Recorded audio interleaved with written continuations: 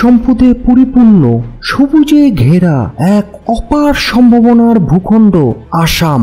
ভারতের উত্তর পূর্ব অঞ্চলের এই প্রদেশ এক সময় ছিল অখণ্ড বাংলারই অংশ। সেই সময় আসাম আর পূর্ব বাংলার রাজধানী ছিল ঢাকা। ভাবা যায় ব্রিটিশ শাসন আমলে আসাম ও পূর্ব বাংলার মানুষের মধ্যে ছিল গভীর বাণিজ্যিক, অর্থনৈতিক ও রাজনৈতিক সম্পর্ক। ভারত ভাগের সময় বহু আসামবাসী বাংলাদেশের সঙ্গে যুক্ত হতে চেয়েছিল, কিন্তু প্রশ্ন উঠেছে সবকিছু ঠিক থাকলেও আসাম কেন বাংলাদেশের অংশ হলো না? ঠিক কোন ভুল সিদ্ধান্ত, কোন কৌশলের ঘাটতির কারণে এই ভূখণ্ড আজ ভারতের অংশ? এই প্রশ্নের উত্তর জানতে দেখে যেতে থাকুন টাইমলাইন উইথ পারভেজের আজকের আয়োজন। 1947 সালে ভারত ভাগের সময় ভারত কখনোই ভাবেনি যে আসাম তাদের অংশ হবে। এমনটাই বলেন ভারতীয় গবেষক চন্দ্রশেখর। তার মতে আসাম ছিল ব্রিটিশদের দেওয়া এক প্রকার উপহার ভারতের জন্য। এ থেকে সহজেই বোঝা যায় আসাম ঐতিহাসিকভাবে ভারতের নয়, ছিল অখণ্ড বাংলারই অংশ। বাংলাদেশের মুজলুম জননেতা মাওলানা ভাসানীও এক সময় বলেছিলেন, আসাম আমার, ত্রিপুরা আমার, পশ্চিমবঙ্গ আমার। এই ভূখণ্ডগুলোকে ভারতের কবল থেকে মুক্ত না করা পর্যন্ত বাংলাদেশের মানচিত্র পূর্ণতা পাবে না। আসামের জনপদ গড়ে উঠেছিল মূলত পূর্ব বাংলার দরিদ্র কৃষক শ্রেণীর শ্রম ও ঘামে। 1870 সালের আগে আসাম ছিল এক বন জঙ্গলে ঘেরা ভয়ানক জনপদ, যেখানে বন্য হাতি আর হিংস্র বাঘের ভয় মানুষকে দূরে রাখত। কিন্তু ব্রিটিশরা যখন আসামে বসতি গড়ার পরিকল্পনা নেয়, তখন তারা পূর্ব বাংলা থেকে হাজার হাজার ভূমিহীন মুসলিম কৃষককে নিয়ে আসে এবং তারা আসামের জঙ্গল কেটে গড়ে তোলে এক কৃষিভিত্তিক জনপদ। আস্তে আস্তে আসাম হয় বসবাসের যোগ্য, কৃষি প্রধান, সমৃদ্ধ এক অঞ্চল। ব্রিটিশ আমলে কর্মরত ম্যাজিস্ট্রেটদের ডায়েরিতে স্পষ্ট উল্লেখ আছে পূর্ব বাংলার মুসলিমরাই গড়ে তুলেছিলেন এই আসাম।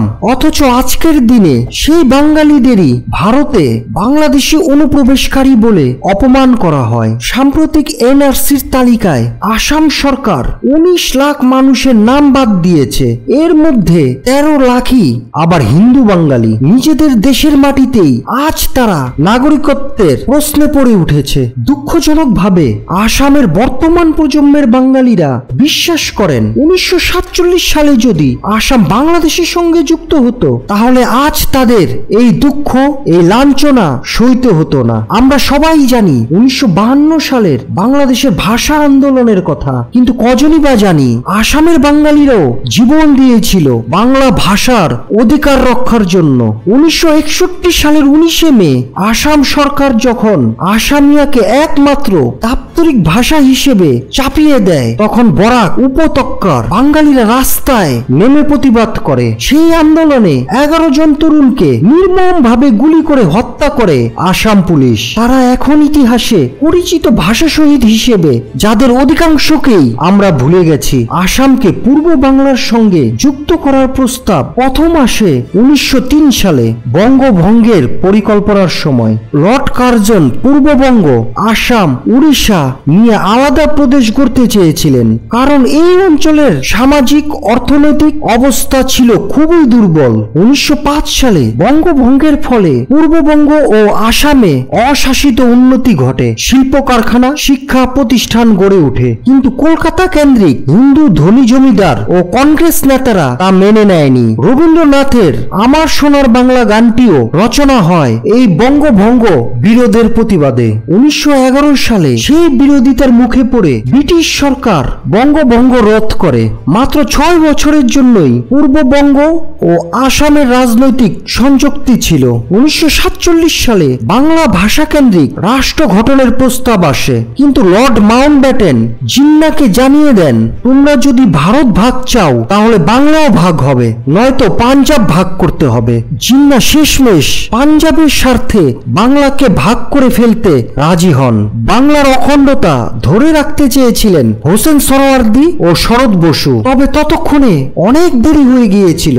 আসাম থেকে ত্রিপুরা সবই ভারতের অংশ হয়ে যায়। অনেকেই বলেন লর্ড মাউন্টব্যাটেন পাকিস্তানের গভর্নর হতে চেয়েছিলেন।